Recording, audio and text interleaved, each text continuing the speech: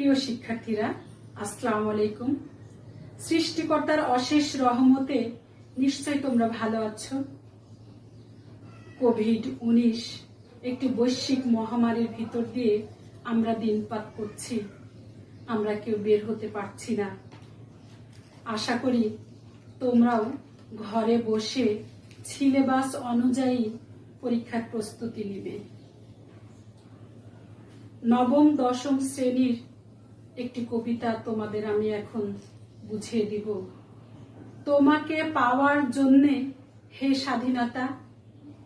কবিতাটি লিখেছেন শামসুর রাহমান। প্রিয় শিক্ষার্থী, তোমরা যেটা ভুল করে থাকো সেটা হচ্ছে রহমান লিখো। খেয়াল করে দেখো, রহমান নয়, রাহমান হবে।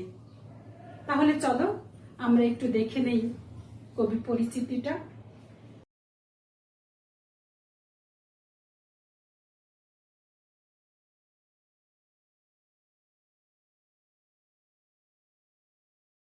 একটু করে পাঠ করে লাইন বাই লাইন বুঝিয়ে দিব। দেখো তাহলে, তোমাকে পাওয়ার জন্যে হে স্বাধীনতা, তোমাকে পাওয়ার জন্যে আর কতবার ভাসতে হবে রক্ত গঙ্গায়, আর কতবার দেখতে হবে খান্ডব দাহন। তুমি আসবে বলে হে স্বাধীনতা, সাকিনা বিবির কপাল ভাঙলো, সিথির সিঁদুর মুছে গেল হরিদাসীর। তুমি আসবে বলে হে স্বাধীনতা, শহরের বুকে জলপাই রঙের ট্যাং এলো দানবের মতো চিৎকার করতে করতে। এখন আমি একটু বুঝিয়ে দিই আগে, তারপরে আবার শোনাবো। দেখো, তোমাকে পাওয়ার জন্যে হে স্বাধীনতা, তোমাকে পাওয়ার জন্যে এই দুই লাইনে কবি স্বাধীনতাকে পাওয়ার যে ব্যাকুলতা সেটারই বহিঃপ্রকাশ ঘটেছে। এরপরে দেখো, আর কতবার ভাসতে হবে রক্ত গঙ্গায়, আর কতবার দেখতে হবে খান্ডব দাহন। এখানে রক্ত গঙ্গায় ও খান্ডব দাহন শব্দ দুটি নতুন। দেখো, রক্ত গঙ্গা বলতে কবি এখানে বুঝেছেন পাকিস্তানি বাহিনীরা বাঙালিদের নির্মমভাবে হত্যা করে রক্তের যে বন্যা বয়ে দিয়েছিল সেটি বুঝিয়েছেন। অর্থাৎ 1971 সালে 30 লক্ষ তাজা প্রাণের বিসর্জনকে এখানে কবি বুঝাতে চেয়েছেন। এরপরে দেখো, খান্ডব দাহন, এখানে খান্ডব এবং দাহন দুটিকে আমি আলাদা করে বুঝাই দিচ্ছি। দাহন মানে পুরানো, আর খান্ডব মহাভারতে উল্লেখিত এক ধরনের অরণ্য, যে অরণ্য ভীম ও অর্জুন পুড়িয়ে যে ভয়ঙ্কর অবস্থাটা তুলে ধরেছেন। এখানে পাকিস্তানি বাহিনীরাও বাঙালিদের উপরে নির্মমভাবে নির্যাতন অত্যাচার করেছে, এমনকি পুড়িয়ে দিতেও তারা দ্বিধাবোধ করেননি, সেটি এখানে বোঝানো হয়েছে। এরপরে দেখো, তুমি আসবে বলে হে স্বাধীনতা, সাকিনা বিবির কপাল ভাঙলো। এখানে দেখো, স্বাধীনতাকে পাওয়ার জন্যে সাকিনা বিবি এখানে কবি উপমা হিসাবে ব্যবহার করেছেন। গ্রামে হাজার হাজার নারী আছে সাকিনা বিবির মতো, তারা তাদের সহায় সম্বল এমনকি সম্ভ্রমটুকুও বিসর্জন দিয়েছিল। এখানে সাকিনা বিবিও তার সম্ভ্রম বিসর্জন দিয়ে তার কপাল ভেঙেছে। এরপরে দেখো, সিথির সিঁদুর মুছে গেল হরিদাসীর। এখানে হরিদাসী, তোমরা জানো সনাতন ধর্মে নারীদের বিয়ে হলে তারা সিথিতে সিঁদুর দেয়।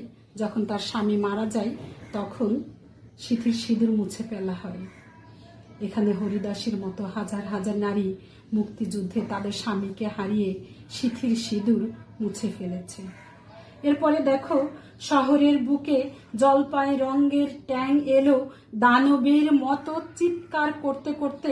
বলতে এখানে আমরা বুঝতেই পারছি 25শে মার্চ রাতের যে কালো রাত্রির ঘটনাটা, সেটাই এখানে কবি তুলে ধরেছেন, যে পাকিস্তানি বাহিনীরা আমাদের উপরে নির্মমভাবে যে হত্যাযজ্ঞ এবং অত্যাচার চালিয়েছিল সেই 25শে মার্চের কালরাত্রিকেই এখানে তুলে ধরা হয়েছে।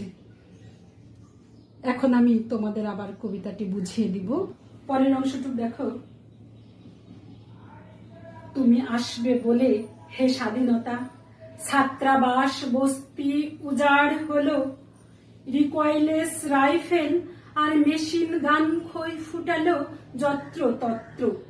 তুমি আসবে বলে বিধ্বস্ত পাড়ায় প্রভুর বাস্তু ভিটার ভগ্ন স্তূপে দাঁড়িয়ে একটানা আর্তনাদ করলো একটা কুকুর। তুমি আসবে বলে হে স্বাধীনতা, অবুঝ শিশু হামাগুড়ি দিল পিতা মাতার লাশের উপর। তোমাকে পাওয়ার জন্যে হে স্বাধীনতা, তোমাকে পাওয়ার জন্যে। এটুকু একটু বুঝিয়ে দিই আগে। এখানে দেখো, ছাত্রাবাস এটা একটা সমাস। ব্যাস বাক্য কি জানো তোমরা? ছাত্রের নিমিত্তে যে আবাস, অর্থাৎ শিক্ষার্থী ছাত্রছাত্রীরা যেখানে থাকে সেটাকে ছাত্রাবাস বলে। আর বস্তি গরিবদের বসবাসের জায়গা, অর্থাৎ ছাত্রাবাস গরিবের বসবাসের যে জায়গা উজাড় করে দিল, মানে ধ্বংস করে দিল। এরপরে দেখো, রিকয়েলেস এটা একটা নতুন শব্দ। রিকয়েলেস অর্থ গুলি ছোড়ার সময় পিছন দিককে বিশেষভাবে ধাক্কা না দেয় এমন রাইফেল। আর মেশিন গান তো বুঝছই, এরা পাকিস্তানি বাহিনীরা এই রাইফেল আর মেশিন গান দিয়ে বেপরোয়া ভাবে যেখানে সেখানে খইয়ের মতো গুলি ছুড়ে হত্যাযজ্ঞ শুরু করে দিল। এতে করে গ্রামের পর গ্রাম ছাই হয়ে গেল। তারা পুড়িয়ে দিতেও দ্বিধাবোধ করলো না গ্রাম। এরপর দেখো, তুমি আসবে বলে বিধ্বস্ত পাড়ায় প্রভুর বাস্তু ভিটার ভগ্নস্তূপে দাঁড়িয়ে একটানা আর্তনাদ করলো একটা কুকুর। এখানে দেখো যে তাদের অত্যাচার এত মাত্রায় হয়েছে যে প্রকৃতির প্রতিবাদ স্বরূপ একটা কুকুরও প্রতিবাদ করছে আর্তনাদ করে। এরপরে দেখো, অবুঝ শিশু মানে নবজাতক শিশু, সে বুঝে না মৃত্যু কি, তার বাবা মা বেঁচে আছে না মরে গেছে সেটাও বুঝে না। অথচ মিলিটারিরা এই নবজাতক শিশুর পিতামাতাকে হত্যা করেছে, সেই লাশের উপরে নবজাতক শিশু হামাগুড়ি দিচ্ছে। এরপরে আমি আবার বুঝিয়ে দিব তোমাদের। দেখো, আর কতবার ভাসতে হবে রক্ত গঙ্গায়, আর কতবার দেখতে হবে খান্ডব দাহন। স্বাধীনতা তোমার জন্যে থুথুড়ে এক বুড়ো উদাস দাওয়ায় বসে আছেন, তার চোখের নিচে অপরাহ্নের দুর্বল আলোর ঝিলি, বাতাসে নড়ছে চুল।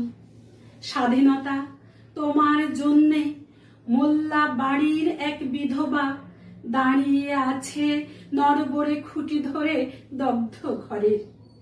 স্বাধীনতা তোমার জন্যে হাড্ডিসার এক অনাথ কিশোরী শূন্য থালা হাতে বসে আছে পথের ধারে।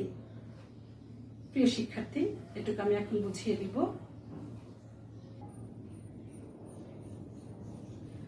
দেখো, আর কতবার ভাসতে হবে রক্ত গঙ্গায়, আর কতবার দেখতে হবে খান্ডব দাহন। এটা আমি প্রথমে 2 চরণ বুঝিয়ে দিয়েছি।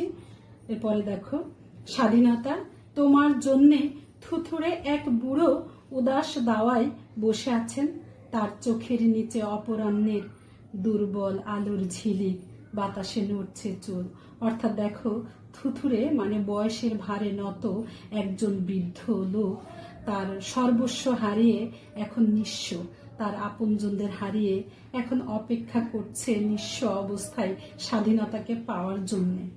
এরপরে দেখো, স্বাধীনতা তোমার জন্যে মোল্লা বাড়ির এক বিধবা দাঁড়িয়ে আছে নড়বড়ে খুঁটি ধরে দগ্ধ ঘরের। এখানে দেখো, এর আগে আমরা দেখেছিলাম হরিদাসীর যেরকম সনাতন ধর্মেও হরিদাসী তার সিঁথির সিঁদুর মুছে ফেলেছে, ঠিক মুসলিম পরিবারেও আমরা জানি যে স্বামী মারা গেলে বিধবা হয়ে যায়, তেমনি একটি মোল্লা বাড়ির বিধবা নারীর মতো গ্রাম বাংলার হাজার হাজার নারী এই মুক্তিযুদ্ধে তার স্বামীকে বিসর্জন দিয়ে তার ঘরের খুঁটিটা নড়বড়ে খুঁটি, বুঝো মানে পুড়ে গেছে, খুঁটিটা এখন নড়ছে, সেই নড়বড়ে খুঁটি ধরে দাঁড়িয়ে আছে, দগ্ধ মানে পোড়ানো। তাই বুঝতে পারছো একটু। এরপরে দেখো, স্বাধীনতা তোমাকে পাওয়ার জন্যে হাড্ডিসার এক অনাথ কিশোরী শূন্য থালা হাতে বসে আছে পথের ধারে। হাড্ডিসার এক অনাথ কিশোর, অনাথ মানে এতিম, তার বাবা মাকে হারিয়েছে, তার বাবা মাকে হারিয়ে সে এখন অসহায়, সহায় সম্বলহীন হয়ে শূন্য থালা হাতে নিয়ে নিরুপায় হয়ে পথের ধারে বসে আছে। এটি এখানে বোঝানো হয়েছে একটা এতিম শিশুর অনাহারে অনাদানে যে দিন কাটে, সেটি এখানে তুলে ধরা হয়েছে। এখন আমি তোমাদের বাকি অংশটুকু বুঝিয়ে দেব। তোমার জন্যে সগির আলী, শাহবাজপুরের সেই জোয়ান কৃষক কেষ্টদাস, জেলে পাড়ার সবচেয়ে সাহসী লোকটা, মতলব মিয়া মেঘনা নদীর দক্ষ মাঝি, গাজি গাজি বলে যে নৌকা চালাই উদ্দাম ঝড়ে, রুস্তম শেখ ঢাকার রিক্সাওয়ালা, যার ফুসফুস এখন পোকার দখলে। একটু বুঝিয়ে দে। দেখো, সগির আলী, কেষ্টদাস, মতলব মিয়া, রুস্তম শেখ এখানে এক একটা চরিত্র, অর্থাৎ সাধারণ শ্রমজীবী মানুষদের কথা তুলে ধরেছে। এখানে তোমার বিভিন্ন পেশাজীবীর মানুষ, কৃষক, জেলে, অর্থাৎ শ্রমজীবী মানুষদের কথা এখানে কবি তুলে ধরেছেন। দেখো, এখানে প্রশ্ন আসে, শাহবাজপুরের জোয়ান কৃষকের নাম কি? সগির আলী। তাহলে যে সগির আলী মুক্তিযুদ্ধে শহীদ হয়েছেন, তার বাড়ি শাহবাজপুরে, সে ছিল জোয়ান কৃষক। এরপরে দেখো, জেলে পাড়ার সবচেয়ে যে সাহসী লোক কেষ্টদাস, সেও মুক্তিযুদ্ধে শহীদ হয়েছে। দেখো, একজন দক্ষ মাঝি যার নাম মতলব মিয়া, প্রচন্ড ঝড়ের ভিতরেও গাজি গাজি বলে নৌকা চালাতো, সেও তার নৌকা চালানো ছেড়ে এই যুদ্ধে তার জীবন বিসর্জন দিয়েছে। এরপর শেষ দেখো, রুস্তম শেখ, যিনি কিনা ঢাকার রিক্সাওয়ালা।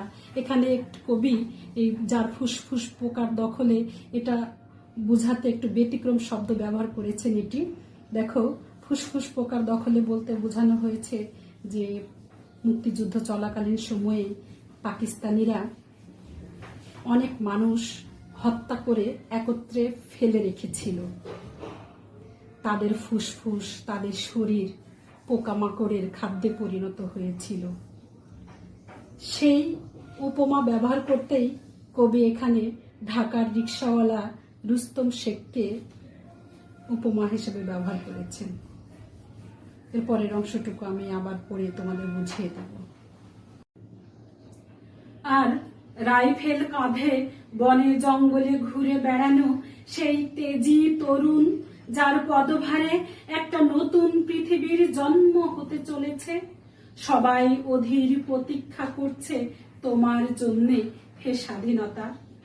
পৃথিবীর এক প্রান্ত থেকে অন্য প্রান্তে জ্বলন্ত ঘোষণার ধ্বনি পদধ্বনি তুলে, নতুন নিশান উড়িয়ে, দামামা বাজিয়ে দিক এই বাংলায় তোমাকে আসতেই হবে হে স্বাধীনতা। এটুকু আমি তোমাদের এখন বুঝিয়ে দেব। আর রাইফেল কাঁধে বনে জঙ্গলে ঘুরে বেড়ানো সেই তেজি তরুণ, যার পদভারে একটি নতুন পৃথিবীর জন্ম হতে চলেছে। দেখো, এটুকের অর্থ এখানে রাইফেল তো বুঝতেই পারছো, তেজি তরুণ মানে সাহসী তরুণ, বীর দামাল ছেলেরা স্বাধীনতাকে পাওয়ার জন্য বনে জঙ্গলে ঘুরে ঘুরে সংগ্রাম করেছে। অর্থাৎ দেখো এখানে বলছে যে সাহসী তরুণরা পাকিস্তানি সেনাদের বিরুদ্ধে সংগ্রাম করে পাকিস্তানিদের কাঁপিয়ে তুলেছিল। দামাল ছেলেদের হাত ধরে এসেছে স্বাধীনতা, তারা নতুন পৃথিবী গড়বে, তাই অপেক্ষা করছে। এরপরে দেখো, পৃথিবীর এক প্রান্ত থেকে অন্য প্রান্ত, বুঝতেই পারছো যে এক প্রান্ত থেকে অন্য প্রান্ত মানে শেষ সীমানা পর্যন্ত। আর এখানে নতুন শব্দ নিশান, নিশান মানে একটু লিখে রাখো পতাকা। আর আরেকটা নতুন শব্দ আছে এখানে দামামা। দামামা অর্থ যে ঢাক জাতীয় প্রাচীন একটা রণবাদ্যযন্ত্র, অর্থাৎ এক ধরনের বাদ্যযন্ত্র বললেই তোমরা চিনতে পারবে। দেখো এটুকের অর্থটুকু আমি বলি, মানে মূল অংশটুকু আমি বলতেছি যে এত আত্মত্যাগের পর বিজয়ের পতাকা উড়িয়ে আনন্দের জয়ধ্বনির মধ্য দিয়ে বাংলায় স্বাধীনতাকে আসতে হবে। দেখো শেষ দুই অংশে কবি তুলে ধরেছেন এবং বলেছেন, দেখো কি বলেছেন মূল অংশটা, নবীন রক্তে প্রাণস্পন্দন ও আশা জেগে থাকতে দেখে মুক্তিযুদ্ধ চলাকালীন সময়ে কবি দৃঢ়তার সঙ্গে বলেছেন, এত আত্মত্যাগ যার উদ্দেশ্যে সেই স্বাধীনতাকে বাঙালি একদিন ছিনিয়ে আনবেই।